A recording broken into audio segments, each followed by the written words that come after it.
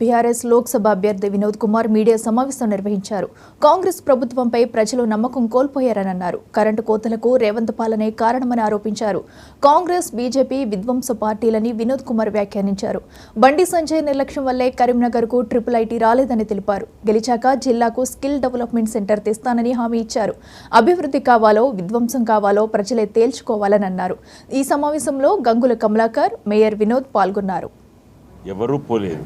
ఒకటే దృష్టమా అర్జునుడికి ఏ విధంగా దృష్టి ఉందంటే ఎన్నికల గెలవాలి, నేను అదే పని చేస్తున్నాను చెప్తున్నాను. రియల్లీ ప్రామిస్ చెప్తున్నా. నార్మల్గా నేను రోజు ఒక 14 పేపర్లు ఒక గంటన్నర 2 గంటలు చదివే అలవాటు ఉన్నాను. ఇప్పుడు పేపర్లు రోజు వచ్చి మా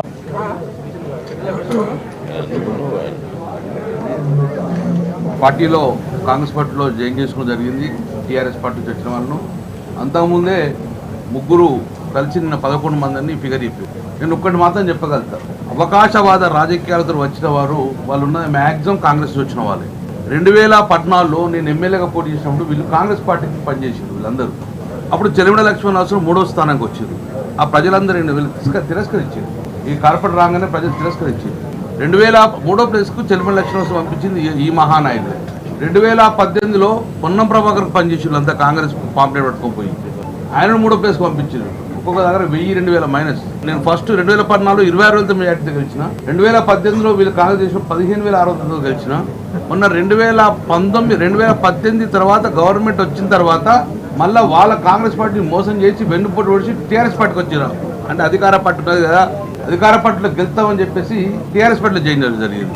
సరే నమ్మినాం, అధికార పార్టీలో ఉన్నారు కాబట్టి టికెట్ ఇచ్చడం గెలిపించినాం. 2023లో నా ఎన్నికల పనిచేసింది. ఒక్కొక్కల వాళ్ళలో 1000 మైనస్, ఒక్కొక్క దానిలో 1000 మైనస్. అంత వేరే మా టీఆర్ఎస్ పార్టీలో ఉన్న కార్యకర్తలు, టీఆర్ఎస్ పార్టీ గతంలో ఉన్న కార్పొరేటర్ ద్వారా కొంచెము ప్లస్ అయింది కాబట్టి మనం బయటపడ్డాము. సేమ్ 2014, 2018, 2023లో వీళ్ళ వాళ్ళలో సేమ్ రిజెక్షన్ రిపీట్ అయింది. నాకు ఒకటే, ప్రజల్ని నమ్ముకుంటా.